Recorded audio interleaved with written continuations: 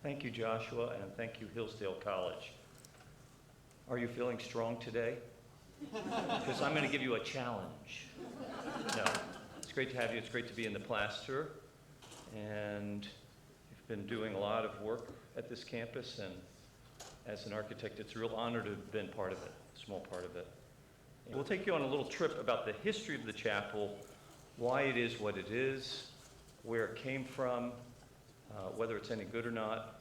Oh, you get to decide that. And also a little bit about college architecture, campus design. So, Hillsdale College, founded in 1844. It's the beginning of a lake that turns into a little streamlet that turns into a mighty river. What's that river called? St. Joe River. Connects all the way, many, many miles away, to a little town in Indiana. I'd like to start with that because one of the things that struck me in working at your esteemed college is how much my esteemed college has in common with you.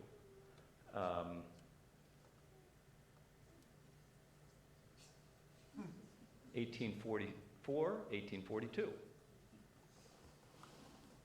Religiously affiliated colleges built in the middle of nowhere. Yellow brick from the local ponds. Winning football teams. So there you have it. But two great colleges connected by a river, connected by faith, and in fact, their two buildings both burned down. The main buildings both burned down, and they were rebuilt. And like many colleges at that time in the Midwest, you didn't build buildings, you built a building. The bigger, the better. And everything was housed in Central Hall. You remember Central Hall number 1, and this is Central Hall number 2. And you housed everything in Central Hall. Or I say everything, most things. And we did the same at our building, which is called the main building. It's the main building, so we call it the main building. And so, but aesthetically, they also have something in common. Our yellow is a little different than your orange. But they're both kind of Italianate. What's Italianate? Well, it's inspired by Polish architecture. No. And they're both Italianate, and also the hybrid, early hybrid cars at that time were Italianate and Second Empire, which is French, right? Napoleon III was called Second Empire. So at any rate, they're both Second Empire Italianate buildings. They have a lot of quirky details because it's a hybrid style. They're poor people on the frontier without a lot of money, without a lot of scholarship, but they're thinking big, and they're thinking faith, and they're thinking faith and reason. And so we have a lot in common. And I will get into that more, but you can see on our two main buildings, the porches and the windows and the central pieces and the wings, and then you have something at the center, which is the tall thing, which becomes the logo for the university, right? Central Hall, the tower, which is a domical tower, and ours, which is a tower-like dome. So we have a few things in common. Midwestern colleges, and this is where I come from on the right, and this is where we are on the left, and they have a lot in common. And so I can, and there's some universal lessons that we want to learn for your campus, but there's also specific lessons of Hillsdale that we want to draw on, right? Universal and local. And one of the things that I really appreciated at Hillsdale was that around the time that Dr. Arnn came here, you did have some buildings that were torn down and then rebuilt, and you built Moss and Delp, Lane and Kendall to create this quadrangle in front of Central Hall. Now, there was a big grassy space in front of Central Hall before that, but doesn't it create a quadrangle? Doesn't it feel like a space? What should it be? What is it called? Does it have a name? Front Quad, okay.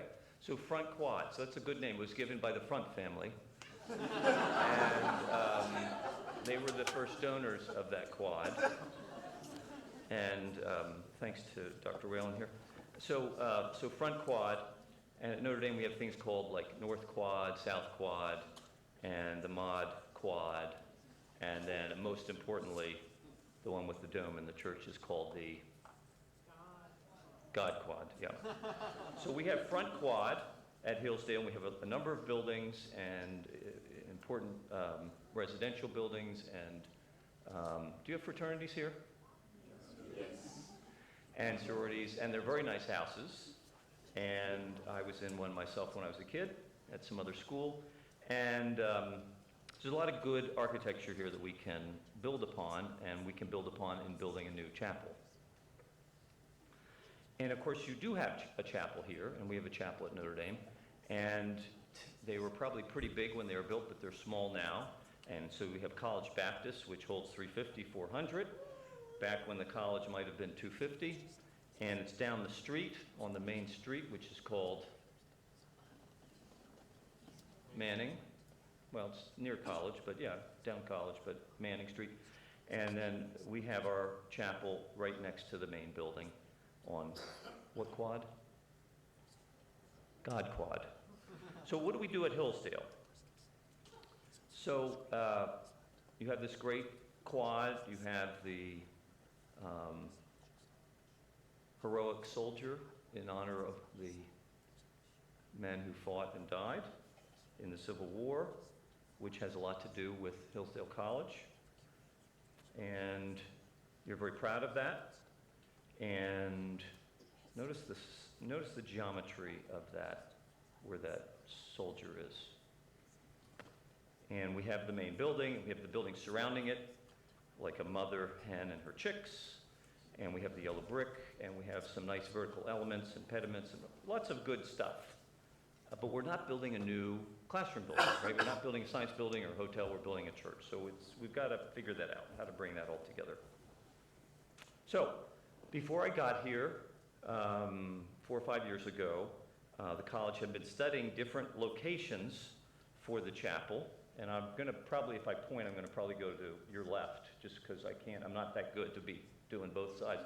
But you can see here, one was one chapel right across the street from us now, across from the Dow and the Noor. And the other location was near, what's this? Yeah, so near the music area. Would you call that music? Yep. So put the chapel near music, which makes sense, or put the chapel near the hotel and the old student union, which makes sense. But kind of put them on the streets around the main quad, around Front Quad. Not put them on Front Quad, not put them... So that was being talked about, and they asked me to come and take a look at it. And we looked at those sites, we looked at other sites. Where should a college chapel be? Should it be on the street, kind of proclaiming that we have a chapel here and that it's somewhat open to the public? Should it be in the center of campus, proclaiming to the campus that the center of campus has faith as part of what our action is at a university? Where should it go? And where can it fit? Because we've built up a lot of the campus. What if we put the chapel out by the stadium? What does that say about faith? What's that? Part-time. Part-time, good parking, and you go there 6 times in the fall. So anyway, the location matters and has also an effect on potentially on the design of it. So we looked at that and we talked about that, and this is where the local comes. We look at the historical examples, the great examples, but we look at doing something for Hillsdale. What does Hillsdale have that other colleges don't have? And we want to build upon that. So when I go up Manning Street, I always like to drive into town. I like to drive up Manning, the nice houses, going up the hill from town, and then of course you go by College Baptist, and then you see Central Hall with Kendall and Lane framing it, and all the other accoutrements of the symbolic aspect of the college. And so we call this do you know this word? AXIS? In the World War War II was a bad word, but this is a good word. AXIS, it's an architectural word. So it means a direct line. It means that things are lined up. It means there's strength. And of course, Central Hall, why does Central Hall have a strong axis? Why does it create an axis? It's lined up with a street. There's other buildings around it. Why else? Tower, symmetrical, yeah. The arch in the middle, so on and so forth, yeah. So it's a very strong axis. Even though in the plan it looks like a little rinky-dink building, that's the kind of the grand building, right? Isn't that interesting? So then we wanted to look at, of course, the, what is the tradition of campuses, and campus architecture starts in Europe in the Middle Ages, and it grows out of the abbey schools or the cathedral schools in France, and learning related to the learning that's preserved and continued in the monasteries. And as we develop institutions and they grow and they develop, we have, and I think Oxford's like number 3 or 4. Oxford and the other one in England, I always forget its name. And somebody very important here studied at Oxford, I always forget. David Whalen, did you study there? You go there though, don't you? And when you go there, you speak their language, don't you? They wouldn't think so. No? I thought the students said you spoke Chaucerian English whenever you crossed the pond. No, okay. Spencerian. And he probably pronounces it Martin of Tours, not Tours. Okay, so we wanted to look at so you want to look at the great college campuses, and you see the quadrangles, right? They tend to be square, rectangular. They seem to be a pure shape, as pure as possible. They're an outdoor room. And then you get pure rooms, pure buildings, like the Radcliffe Camera, which is this great library at the middle of campus. You see the quadrangles, square, rectangular, a full square or a U shape, which creates an outdoor room. That's a traditional quadrangle, which again should remind you of a medieval cloister monastery, right? And the idea that we have monks or we have young men studying, learning theology, philosophy, etc., and business school, of course, in the Middle Ages. Okay, so there's a lot of lessons we can learn from these great places, but that idea of the quadrangle, the important buildings, and in this shot there's a number of important buildings along with the quadrangles, and that's kind of our tradition and the axes. And there's Keble College, I believe. Did I get that right, David? It's a 19th century college, and you see the chapel and you see the buildings surrounding it, and there's a master's residence, and there's green, and there's places to hang up. It's all very formal and elegant and geometric in kind of geometry, meaning rational, and also geometry in this tradition is also makes one think of heaven. Heaven is rational and perfect. So that's our great tradition, especially in England. The France and Italy also has this, but England really flowered in Oxford and Cambridge, and that's our Anglo-European tradition of colleges. When you get to the New World, we found colleges pretty early. There's one up in Boston called Number One. We are Number One. Do you know this one? Boy, these lights are a pain. Can you turn no, you can't turn those lights off because I look really bad when you turn the lights off. Okay. So at Harvard, 1683 is Number One.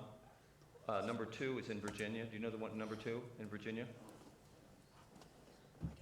King William and Queen Mary, William and Mary. And then Number Three is in Connecticut, 1701. It's the guys that broke away from Harvard because it was getting too liberal.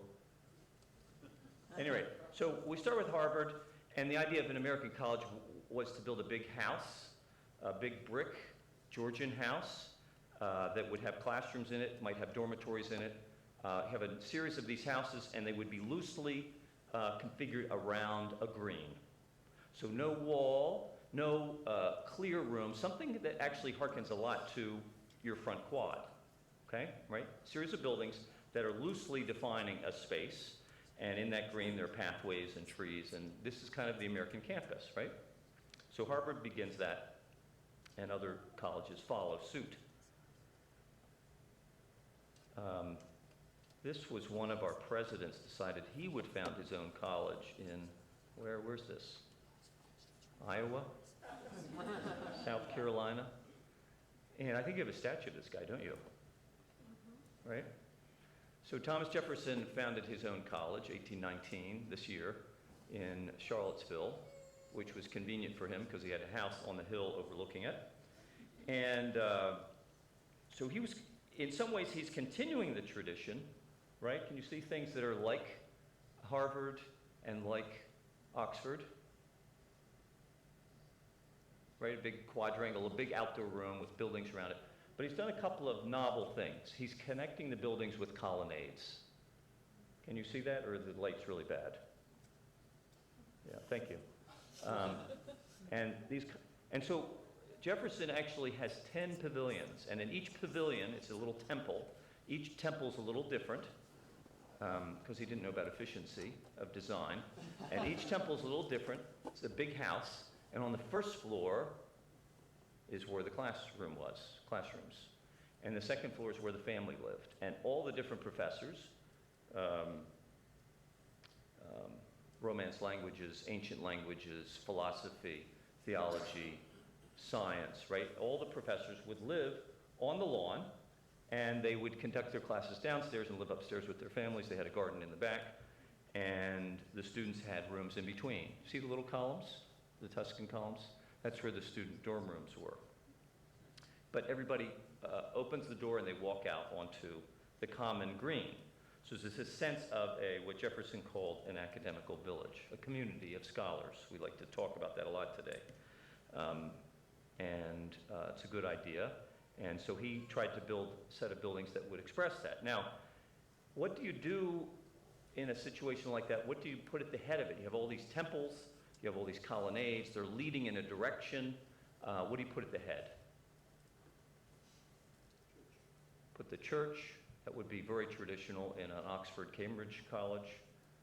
Even at Yale and at Harvard, the chapel is very important. Jefferson said, I'm going to put the library there, not the church. But he wanted it to be based on one of the great models from antiquity, like the temples, and so it's based on the Pantheon in Rome, which was considered at that time, and for many today, the greatest building ever done. He did some novel things, though. He took a dome, the Pantheon. Has anybody been there to Rome? Pantheon in Rome? And it's just one room, right? He took that room and he sliced it up and he put floors in the Pantheon. So and that's where most of the main classrooms were. The library was on the top floor. The planetarium was in the library, multi-use. And they had one of the first high-tech kilns for chemistry experiments was in the basement, and they had to have a big insurance policy for that. And of course it's raised up on stairs, and it's got a portico and Corinthian columns, and 6 of them, and so on. So you get the hierarchy. So on the one hand, Jefferson is following Harvard by giving you a quad. He's following Oxford and Cambridge by giving you a room, very enclosed. But he's doing something somewhat new by these buildings have their individual character. These temples, these classrooms have their individual character, and they're joined at a lower level with this colonnade. Not surprisingly, after the college opened, they did want to have church services here. So guess where they held them?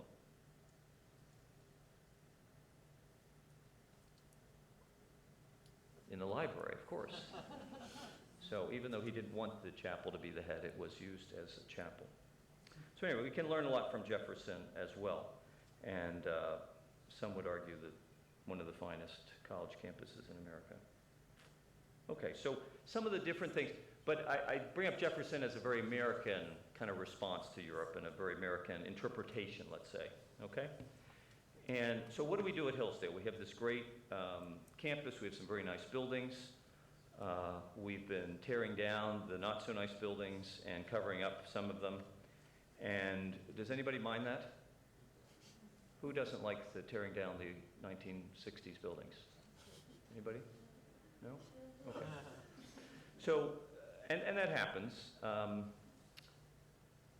Where do we put the chapel?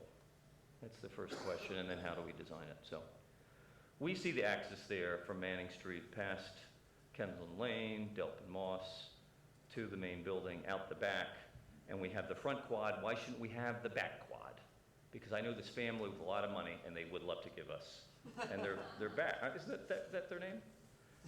So we could have the back quad. And when I arrived, this was the back quad.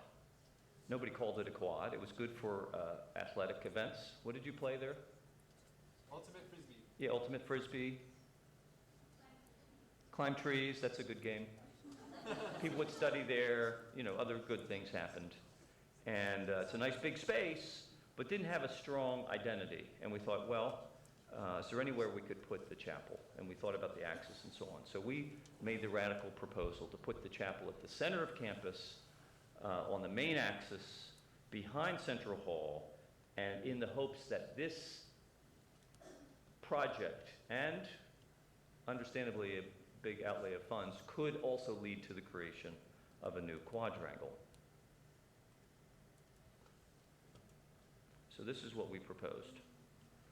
And shock and awe was on the faces of everyone. How can you fit it in there? There's not enough room. It's too close to the Dow. Won't it be expensive to build there? Yes.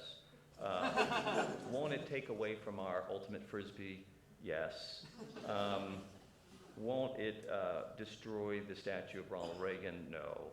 How about Margaret Thatcher? Maybe they can come and meet now. Whatever. I mean, it's generally good. We can make a new quad. And the thing that we really wanted to propose, even though we're not designing it or building it, was that the chapel would sponsor a new quad, the back quad, or you can call it something else, Christ quad or something. And with an arcade that would connect, and you already have a nice colonnade in front of the library, so we could continue that idea on the west side, on the left side, and we could connect to the Grucock with an arcade. And that was very exciting to the college because then they can bring people over to the chapel for events, or, do you ever have famous people coming here? So when famous people come here, they can go there. And does it ever get cold or rain here? Snowy?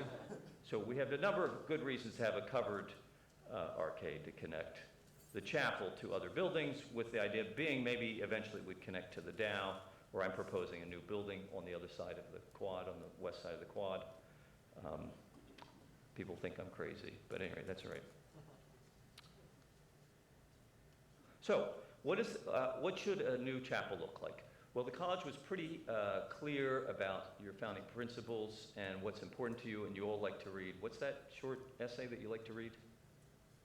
And then the long run. About rights and wrongs. Yeah, Declaration and the Constitution.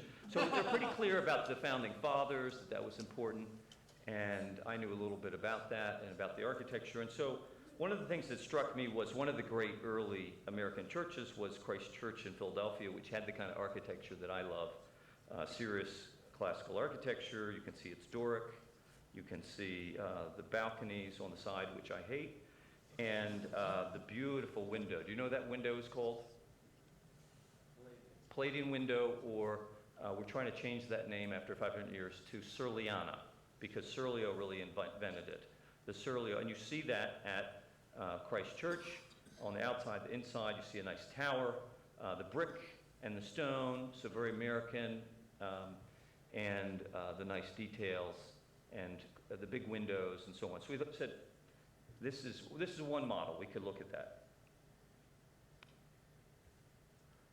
Now, Christ Church in Philadelphia, we don't actually know the architect, which is a pity. Must not be a very good building if you don't know the architect. And 20 years before that is its mother, St. Martin in the Fields. in London, England. And you heard a little bit about this if you heard Michael Ward's talk. But St. Martin in the Fields is the invention of the Anglican Church at Trafalgar Square by James Gibbs. And he does what on the outside? This had never been done before. Take the portico from antiquity and even from early Christian churches, and you combine it with the medieval spire. It's the first time it's ever been done, guys, 1726. We have towers and we have porticos, but Gibbs puts them together and makes you enter through the tower, through the portico and the tower. So he did this wonderful design and this incredible interior, and I thought, yeah, that's my kind of budget. Look at that. Look at that interior, Corinthian. Look at the beautiful ceiling, the gold leaf, the chandeliers, fantastic. And really brilliant building by James Gibbs, who was one of the top architects of the time, and but shockingly Roman Catholic in England. So we looked at that, and it's one of my favorites, and that seemed to resonate because of this one, right? So we're starting in Philadelphia, and then we're saying, well, this is what I always do. You start with the stuff that we know, and then it's like reading our documents and then going to Locke, right? And then you go from Locke to what? Who? Who's before Locke? Does Aquinas get in there, and Aristotle? Are they part of that? So it's like going back, right? It's going back to Aristotle. So we're going back to Aristotle, and it's St. Martin in the Fields. And so anyway, that was inspiration. And so voila, that's what we came up with. And the college had this idea that sounded very easy to do. They said, we'd like a chapel that would seat 1,400, but it feels comfortable for 600.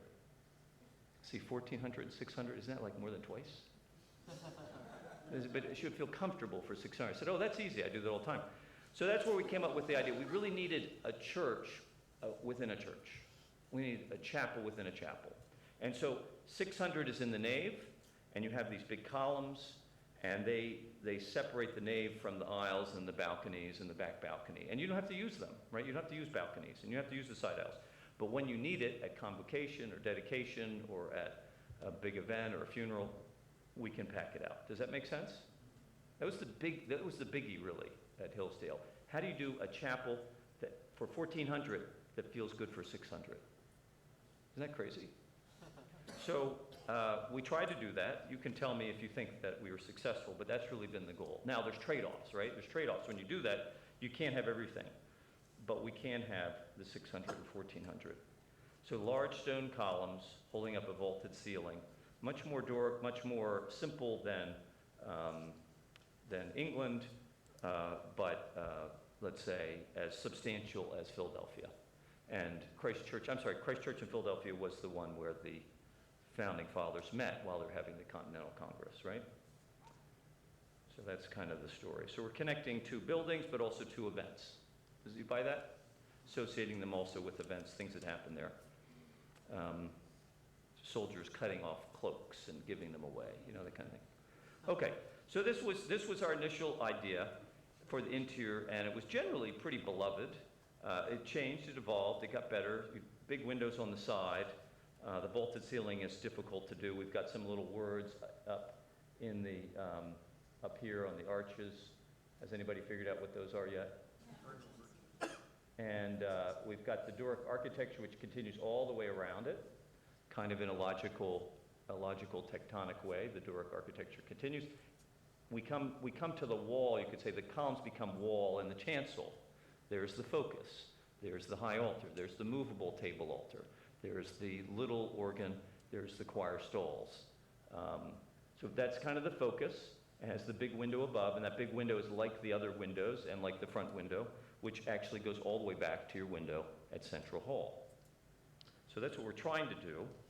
And it's really a stone, white, kind of cerebral, intellectual space. A lot of light, few colors, except a couple of places you saw the, what's the right word? You saw the Persian, what's the word for the color behind the altar, David? The word for the color. Anyway, there's, and a little bit of gold, and a little bit of brass, and, the brass cross, and so on. So just a little bit here and there, trying to emphasize things. So that's great. People like that. We said, well, that's fine, Duncan, but so will the outside look like Christ Church, or like the one in England, St. Martin in the... Sorry. Oh. So we looked at that. We said, well, we could do that. Yeah, St. Martin in the Fields. Isn't that what you all want? And I think that's what some people wanted. They wanted St. Martin in the Fields, which is the quintessential American church, Protestant church.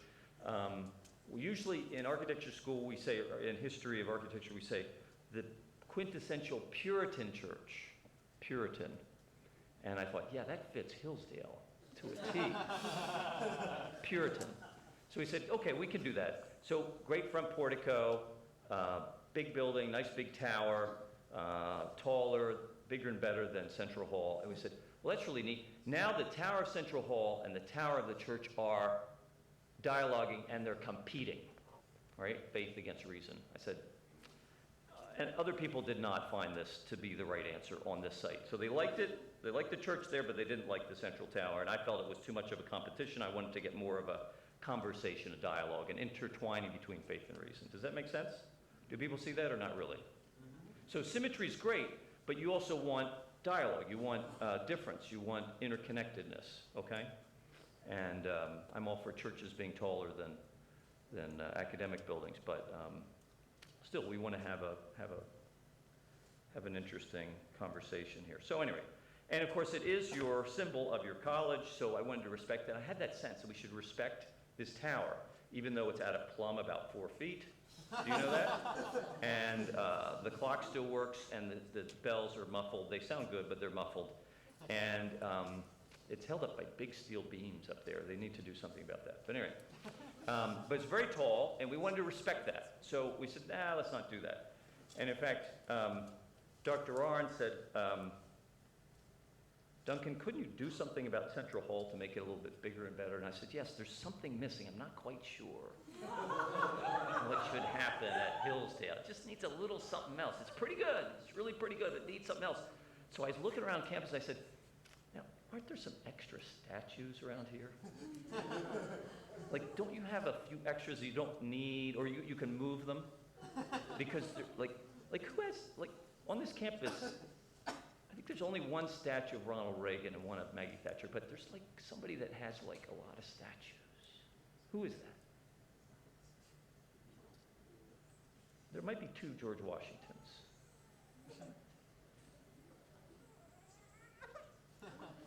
I think there are 4 big statues of Abraham Lincoln. I thought, you could move this. It would be okay. They wouldn't mind.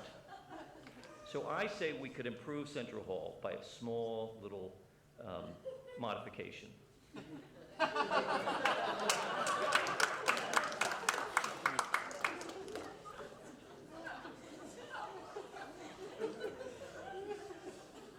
Dr. Arndt shot it down. He said, no, somebody else should go up there. No. But at any rate, so we've got Central Hall. We want to relate to it. The new chapel should, this is the building that we're most fond of. It may not be perfect. It may not be great. Again, it is that hybrid Italianate, Second Empire, whatever it is. And it's kind of quirky. But it's got some great things. It's got the, what do you notice about it that's great about Central Hall? It looks like a Central Hall, first of all, right? Looks like a main building or an important building. It's at the right spot. It's up high, it's raised up, right? It's got stairs. It's got 2 sets of porches that you can't go out onto, the second one. It's got paired columns, which is very nice. It's got arch windows. It's got the big arch window in the middle, which David Whalen hates and I love. It's got 2 towers on the ends, very nice, with these kind of mansard roofs, these curved mansard roofs. I've been noticing them every time I drive to Hillsdale, actually. If you take 69 and then the back roads, you see lots of churches and houses with these. And then, of course, the main tower, which is a bigger and better version, with pilasters and arches and the central bullseye with the clock, because you guys don't know how to use your iPhones. It's a joke, that's a joke. And then the Widow's Walk, as my kids say, the Widow's Walk, Dad, at the top. Yes, the widows are up there looking for the sea captains. But anyway, a lot of good stuff. The brickwork, the stone detailing, the wood detailing, and could we translate that into a new chapel? Now, the new chapel isn't a 4-story building, right? And it can't have two sets of porches. I mean, it could, but, you know. But there's a lot we can learn from Central Hall, and yet do it in a way that also fits this new interior, right? Does that make sense? Do you follow where I'm going, or am I already off the deep end? Okay, not yet. All right, so this is what we came up with, and we wanted to have the porch. We wanted to have the height is about the same. Now, it's a bigger building, it's wider, fits more people and so on. It's much longer, of course, but the facade has a lot in common. You see the horizontal elements, the cornices, the pediment at the middle. Do you see all that? Do you know all these terms? Am I talking too fast? The pediment, central portion, sides, right? See that same idea here. The big arch window, side, the quirky side windows, which we tried to do our own variation on that, and then the central tower, and then this was my idea, 2 towers, because we love Tolkien here. 2 towers. So 1 tower speaking to 2 towers, and the towers would have bells and so on and so forth. Okay, cross in the middle, such and such. And then the arcade, you can see the beginning of the arcades connecting. So this was kind of the other view with the towers on the quad connecting to the other buildings and the front porch and so on. So this was kind of, seemed like a more happy relationship to Central Hall. It looks like a relative, but it's physically a bigger building, but it respects Central Hall, and it differentiates the place of administration or the place of history of the college and the place of faith. Does that make sense? It's nice to differentiate those, even though they're intertwined. Okay, so that was kind of what we're thinking there. And people said, yes, that's pretty nice, but those 2 towers, no disrespect to JRR, no disrespect to the 2 towers, but it seems like more like a Catholic cathedral. It doesn't really look appropriate for Hillsdale. And so I said, well, I understand that. What about this one? This is my favorite church in London, although there's lots of good ones, but St. Paul Cathedral in London. And they said, well, yeah, but that's London. And what I want to point out is, do you remember the name of the guy who had like kind of a disco name that designed St. Martin in the Fields? Had a disco name. Do you remember his name? James Gibbs. It's a disco name, James Gibbs. And James Gibbs worked on this building. When he was a young draftsman, a young architect, he worked for Sir Christopher Wren on the great St. Paul Cathedral. Now, there's a reason that I'm trying to connect the 2 towers, and you see the double porches here, like you have on Central Hall, and you see the dome, which we don't have in the same way. You see the stairs and so on. This is kind of a nice building. Should go visit it if you ever go to London. But at any rate, so we said, well, okay, that's great. I said, well, I kind of like that. I like the dome, and I like some of these things. And when I look at Hillsdale, when I put my feet in God's shoes and I look down on Hillsdale, this is what I see, with the help of the satellite. I look down on Hillsdale and I see that what geometric shapes do you find on the paving? Circles. There's all these circles that have been put in probably pretty much in the last 20 years. Is that right, David? Except maybe the first one? I think a lot of them are fairly new, but they're really good. So you have a circle. We have a circle for the Union, the Civil War Monument. We have another circle here which connects. We have some curved elements here. I think we have some circles over here. And then we have a circle or 2 or 1.5 in front of the main building. So we have this circular element. It's like, there's got to be a way to get a circle into Central Hall that would fit this kind of axis, right? This axis. And so I'm thinking about that, but I'm thinking that's too much. That's not quite in our budget. They said, yes, Duncan, you can spend as much as you want, but not that much. And no, there's a budget. And so we're looking at that, and we said, so here's the side of St. Paul's, and they have the big dome, and I like that. It's kind of a copy of the U.S. Capitol, right? See that? It's a copy of the U.S. Capitol. Sir Christopher Wren came to the U.S. and he saw our Capitol, and he said, I want one of those on our cathedral in London, okay? And we'll put somebody different on the top. And, but this is a side door which has this fantastic half-circular entrance, this circular portico, Corinthian columns, fluted, over the top, fantastic side entrance. This is the kind of thing that our hero James Gibbs worked on when he was a kid, and then when he grew up and became a real architect, he got to do his own for the front door for a little church of St. Mary Le Strand. And so we have this semicircular entrance. These are all half circles. And I saw this and I said, this is fantastic. We have to somehow find a circular element to put in Hillsdale, in the chapel, which didn't have a name yet. I don't think it had a name yet. Maybe it did. And it needed a pine cone. It needed stuff, right? So I'm looking at London. I'm looking at Philadelphia. I'm looking at good stuff. And Dr. Wren says, yeah, but this is America. We're an American college. We have a campus and a couple of buildings in some city on the East Coast. What is it? In the District of Columbia. Is there something you can connect to us there, Duncan? So anyway, so we're looking around and we're discovering things I've never seen before, like this one. And so that's pretty good. That's not bad. What is that?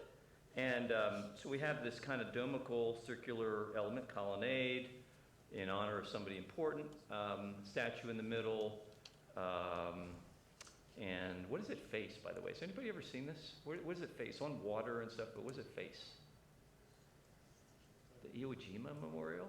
The Lincoln Memorial? What does it face? Yeah. Thomas Jefferson. Yeah, it's got Thomas Jefferson. It's the Thomas Jefferson Memorial. But there's somebody that every morning they wake up and they have coffee and they're looking at this building. Yeah. So the White House itself has this wonderful half-circular element. And I believe it was FDR who put in the balcony there. And and there's this whole tradition, actually, if you look at the history of the Capitol building, history of semicircular or circular elements in civic federal buildings, some with domes, some without. And I said, so we've got our nice DC connection. But I had this idea, I wanted to do a full dome, a full circle, not a half circle like in London, just to allow us to, just to be the best in the world. Okay, so how do you fit a full circular dome in a facade? That was one problem. The arcades that connect to the building, making that with a brick that resonates with the yellow brick that we're bringing the campus back to, which I used to hate and now I love. And I mean that seriously. And then our proposal for, yes, if you do that, let's continue the arcade, let's have some new buildings on the left. What could this be? Could be another classroom building. It could be the new hotel. It could be the president's house. It's all good. There's lots of options. But anyway, that idea of connecting this quad, the back quad, because of the back family, and having this great front portico, which we call tempietto in architecture, a little temple, and it goes half out the building, half in the building. Okay, so all these elements. But again, there's the desire to do it without the tower. So I say, okay, fine. I never liked them anyways. They're too tall. Okay, so to preserve the essence of the design, remember the interior. Here we talked about the exterior. We're bringing in this crazy idea of the portico, but it isn't so crazy because we see it on the great buildings in London. We see it on some great buildings in DC. I could do a whole slideshow about circular entrances that would bore you because you want to get back to your philosophy professor paper. But anyway, the circular window which relates to Central Hall, and then the little circular windows which also relate to the Central Hall, and they relate to the arcades, et cetera, et cetera. Do you buy the argument yet? Okay. So that's fun. Here's the back of it. Lots going on in the back. We've got to let some other things happen on the back, including what we call the ambulatory, which is area to get ready for events, to store things, to have musicians and grand pianos and timpani and things. And we have to have a little chapel and a little sacristy. And then our proposal, as we're thinking about it, Dr. Arn, it's hard to twist his arm, but sometimes he has ideas. Lots. So as we're doing this, we're thinking about other things. Well, what if there was a hotel across the street? So we're thinking about that. That's our little vignette of the hotel on the right. Probably won't happen, but it was a fun idea while it lasted. But you can see how the chapel, this is one view that I like to think of as, how do you see it in relation to Central Hall? Again, that's how I'm thinking about this chapel. How does it see, it needs to be as important as Central Hall, but different. Do you buy that? Whether it's from this view or from the front view as you come up the front quad. Does that make sense? So that's why I'm really interested in is how does it relate to Central Hall? It's also going to relate to the other buildings which are more recent, and that's where the arcades come in. That's what I'm banking on. That's where the arcades, the lower things, they're connecting to the low buildings, to Grucock, to the Dow, to Stroh-Sacker, et cetera. Do you buy that? The library. So that's kind of connecting to the low stuff, and then the big building is related to Central Hall and its main tower, et cetera. Okay, so here's the plan. You see that we put the circular tempietto within, I put it almost halfway into the building. I didn't put it all the way halfway in. There's a reason for that. It's got 8 columns. That's pretty traditional. Got the main axis that's come from Central Hall. It's coming through the building, going right up to the chancel, to the main altar. We've got the side aisles, which get me more seating, but also help lead us to the chancel. We've got these big towers, which are also stairs, and they should make it comfortable. Has anybody ever gone up them? Should make it comfortable to get up, comfortable and decorous to get up to the balconies, and of course things like women's bathrooms. Men don't need them, right? Elevators, et cetera, et cetera. Okay, so that's kind of the plan that we came up with. But there was being Hillsdale, they didn't have much to request except for about 50 things. And so one of them was that they wanted to have a full symphony to be able to fit in the chancel. Oh yeah, and 100 voices. So we looked a lot at that. So this chancel is probably bigger than most cathedrals in America. Not the church, not the chapel, but the chancel itself is huge. 53 by 43, something like that. And I was trying to find like a good size that made sense acoustically and also made sense for symphony or for a large choir. And there are a couple of world-class symphony halls in America. One of them is in Boston. Have you ever heard of it? It's in Boston. It's a symphony hall. Do you know what it's called? Yeah. It has this original name, Boston Symphony Hall. So we looked at Boston Symphony Hall. I know it quite well. The chapel is not a symphony hall. It has different proportions than a symphony hall. You see how low it is and how wide it is? This seats 2,500 people. Your chapel seats 1,400 people. But the size of the stage at Symphony Hall is similar to the chancel at Hillsdale. That's crazy, isn't it? Boston stage is as big as your chancel. Well, it's because you guys all vote. You deserve to have a big chancel. It's kind of a joke. But at any rate, so that's what we wanted to do, and acoustically and so on and so forth, and so that was great fun. We had amazing clients with Dr. Whalen, Richard Payway, and Dr. Arnn, and I give them all the credit for this building. We couldn't have done, if you think this building's any good, really they get all the credit. And it was their vision, and they supported the architects, but they also were very generous in hiring one of the best contractors I've ever worked with. Wygen Construction out of Fort Wayne, Indiana, south of the border. And they got their A-team on this. They knew this had never been done. They knew that their guys had never built anything this good, and they picked the best guys who were willing to be creative and learn. And here we are. Do you know what we're laying out here? Can you see what we're laying out on the back of the chapel? They laid it out beforehand to make sure it worked. They laid it out beforehand to make sure where the cuts would be, and it had a nice,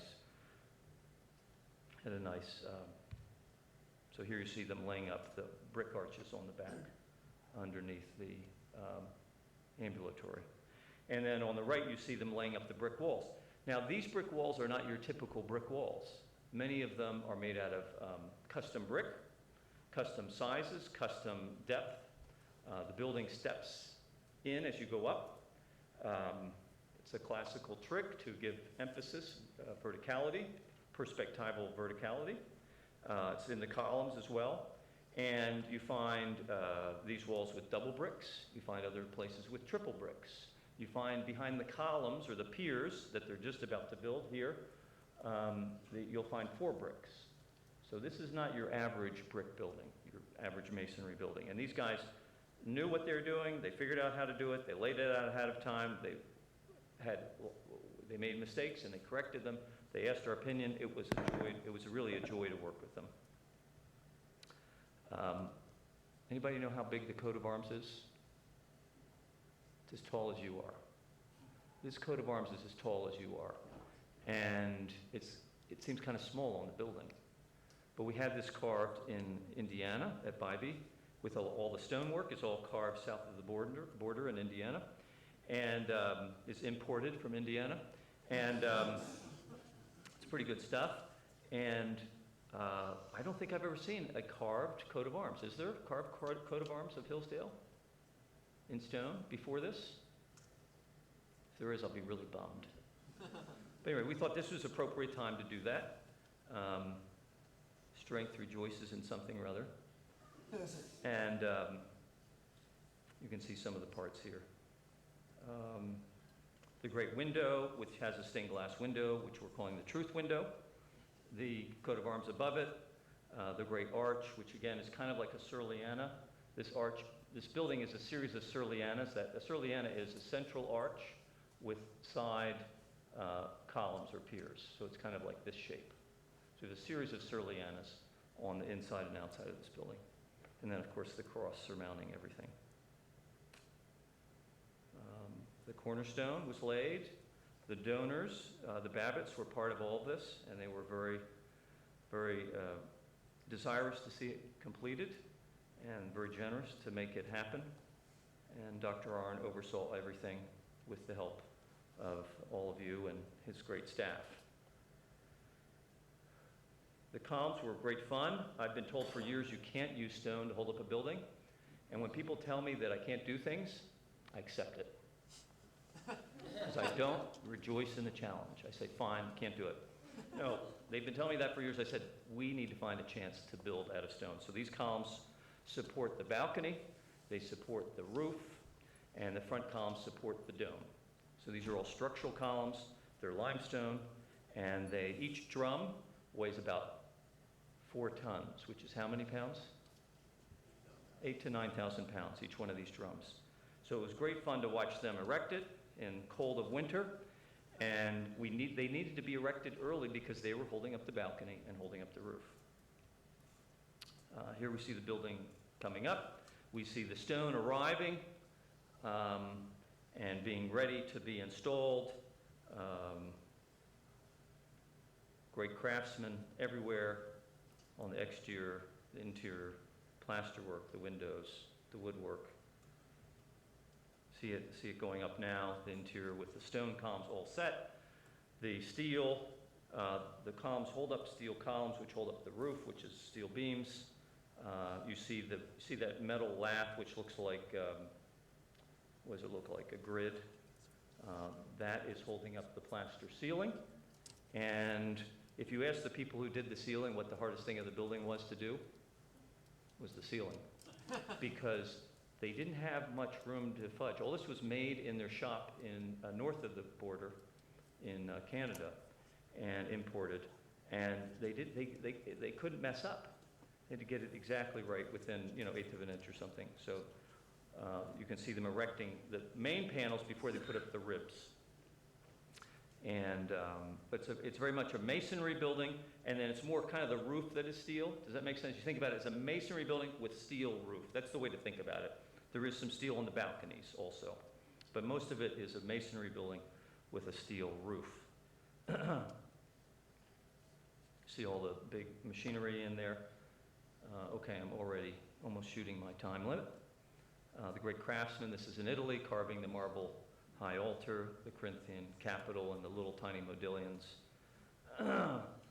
Installing it, company with their boom truck, appropriately called booms, marble installers, and they installed it, beautifully done.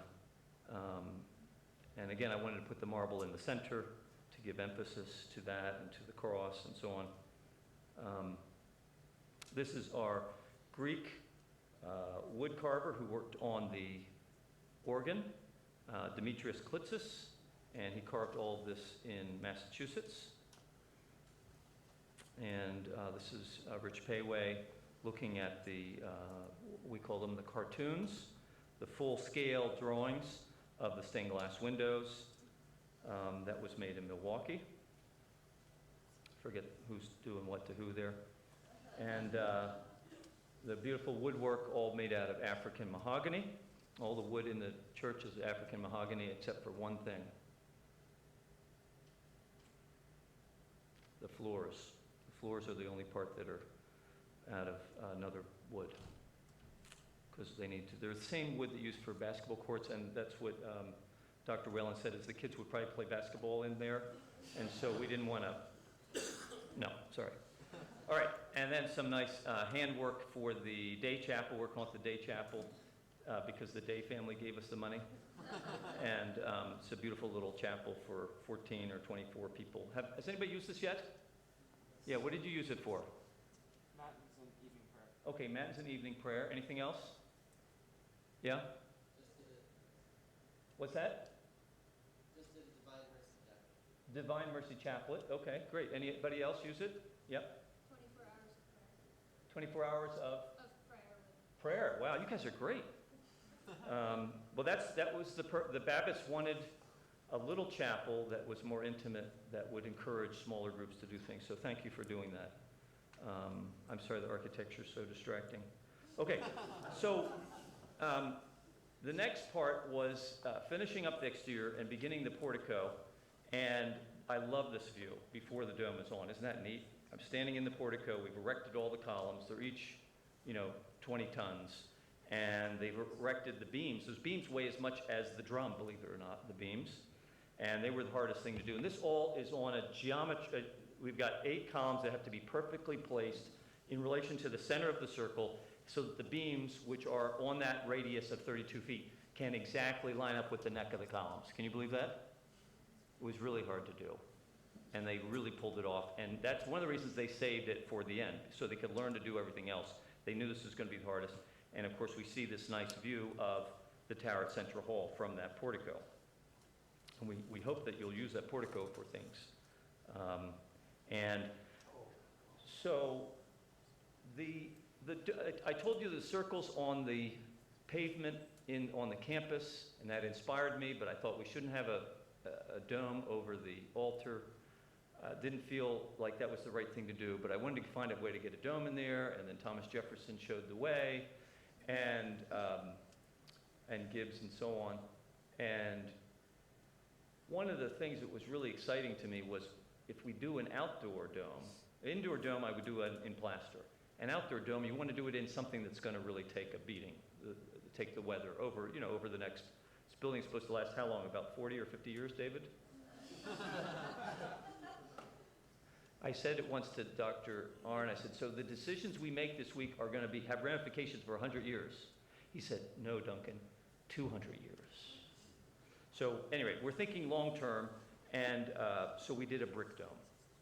So do a brick dome over the front door, and this is the first brick dome in America that is structural, we believe, in 50 years. That's not a big deal because we used to do them every week.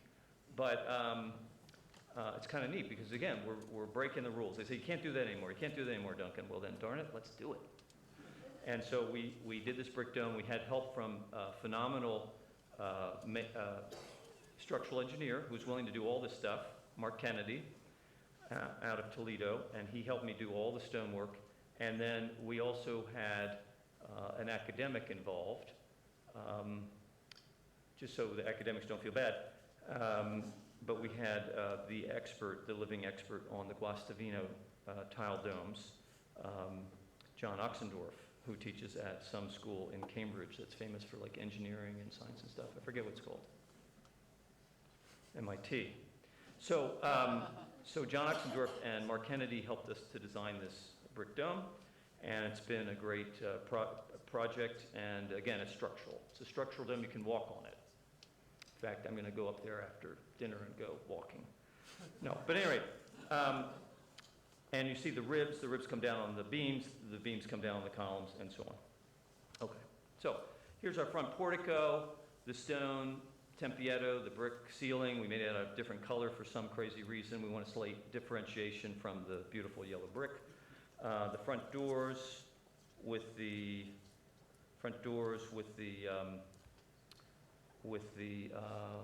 three names in Latin. I don't know what that means. Fides, spes,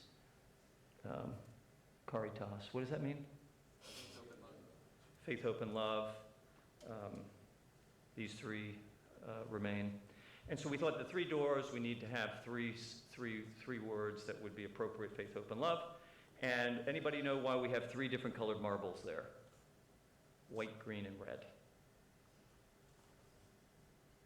It's obvious, right? Faith, hope, and love. Faith, white. Hope, green. Red, love. So that's that little subtle thing. All of these elements are on a curve, like the doors are all on a curve, the stone is, and the brackets and so on are all related to the center point of the circle. Does that make sense? Take a look at those. Everything is related to the geometry of that, with the beautiful granite floor. All right. So we have the exterior, we have the arcades, we have the front portico, we have the back, which has a lot more going on. It's got to accommodate stairs and the day chapel and the sacristy, the vestry, etc. And the beautiful fountain, and you know what the fountain story is. The fountain was here in the early 20th century and destroyed by some members of one of the highest ranking GPA groups on campus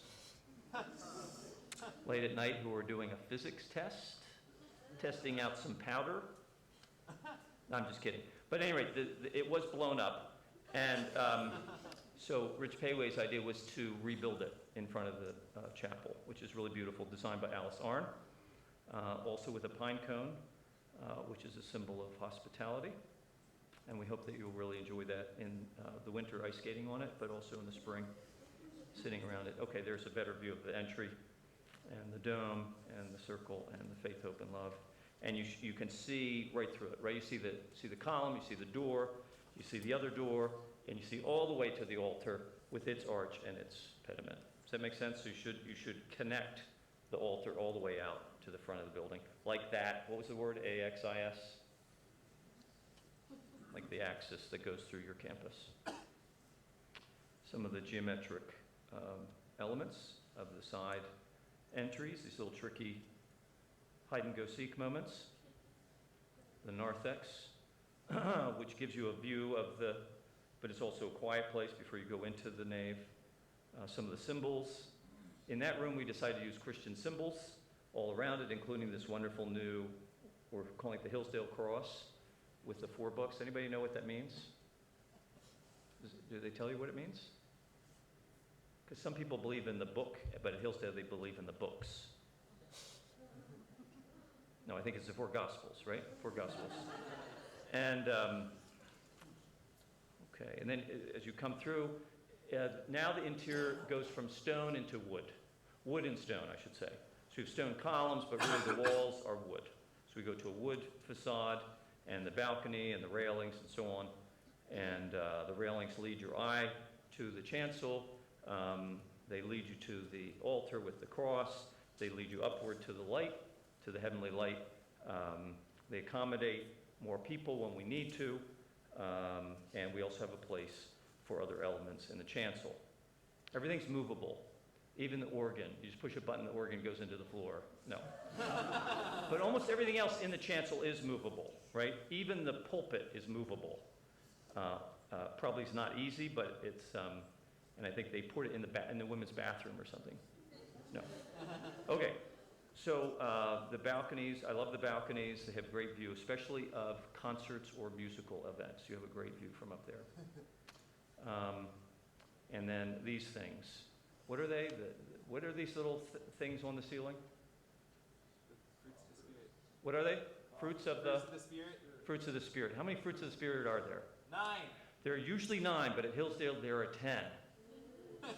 So the architect designs it. We design symmetrical things. You put 5 on one side. How many do you have on the other side? 4. No, you can't do that. So we have 5 fruits on one side. Faith, hope, love. Sorry, wrong thing. Love, joy, peace, patience, kindness. And so we're trying to do the other side. Say, we got to have 10th. We got to have a 10th. So we took a lottery, took a vote, and we ended up with, there's actually, over the hundreds of thousands of years, there are different translations of the fruits, right? Not surprising. And from the Greek. And so there are actually different words, different terms. And so we looked at those, and in the end we thought, well, since we're starting with love, shouldn't we end with something like love? Caritas and castitas. What's caritas? Love. What's castitas? Chastity. So if you go up to the balcony, that's where they come together. Love and chastity. Isn't that nice? They're not getting the joke, David. I think it's really funny. I mean, it's great. All right. Side aisles, movable seating, very spacious side aisles. The custom chandeliers, these are not a ton, they're only half a ton, made in Minnesota, and some parts imported from California. The down lights are important to light up the room, and the beautiful candelabras are sparkle. The chancel with its tartan plaid floor, the little bit of color in the floor, color in the altar, the white marble in the altar, which is the Carrara, the pelican you can just barely make out. Of course, the cross, the symbols of the 4 guys who wrote the 4 books. These are the 4 guys who wrote the 4 books. And we did it in the easy way, so if you don't know who has a lion and who has an eagle and all, you just do it the normal way. And you start with, this guy is Matthew, Mark, and the other guy. Yep. So, and then other symbols to emphasize worship, and the inscriptions on the organs are all about, from the Psalms, about worship with string and lyre. And have you used, have we gotten to evensong yet? Have we used the chancel for evensong? Have you used the chancel yet for some event? Yeah, the orchestra and choir, and I thought they did a beautiful job at convocation with the choir on one side. I thought that really was beautiful and sounded great. But the idea is that Dr. Arndt's vision was to have evensong, Anglican tradition of singing in the even, the Psalms with the choir, and to sit in the choir stalls with the great organ, with the organ right there. Okay, I'm almost there. So I'm over my time. There's the high altar. There's the details of the marble intersecting the limestone. We had Italian carvers and Hoosier carvers working on this, kind of impressive. You can see the pelican there below the altar, the cross made in Spain.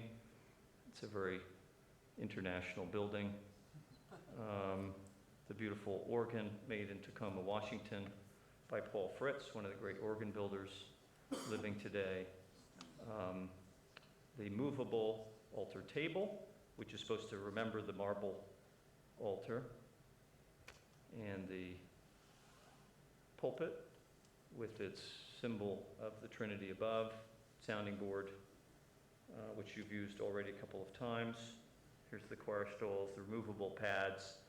If we had the right kind of concert in here, an organ concert or something like that, you could remove the pads to get more reverberation, or just an a cappella concert, or people that didn't mind sitting for a long period of time, just remove the pads. But I suspect they'll be there most of the time.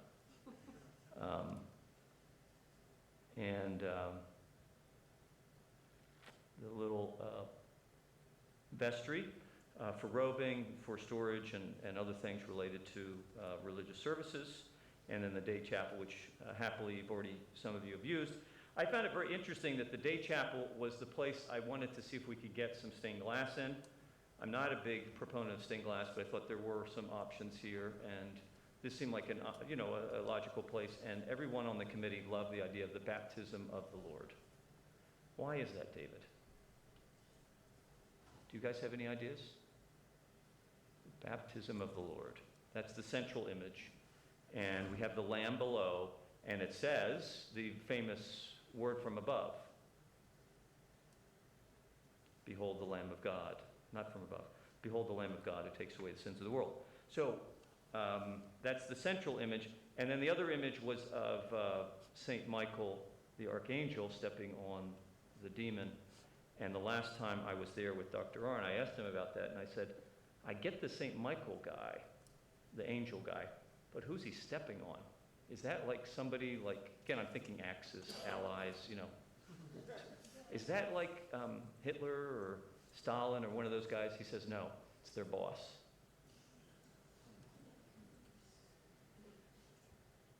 Okay, so that leads us back to the chapel, the new quad, the Back family has generously donated, and but we're left with the other side of Central Hall, the beautiful elevator, fire stair that was added in the 60s, and which never really mattered when there was no quad there, and now it matters, and so I really don't know what you could do about it, actually.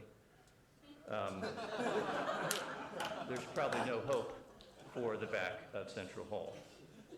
But at any rate, and of course, the convocation.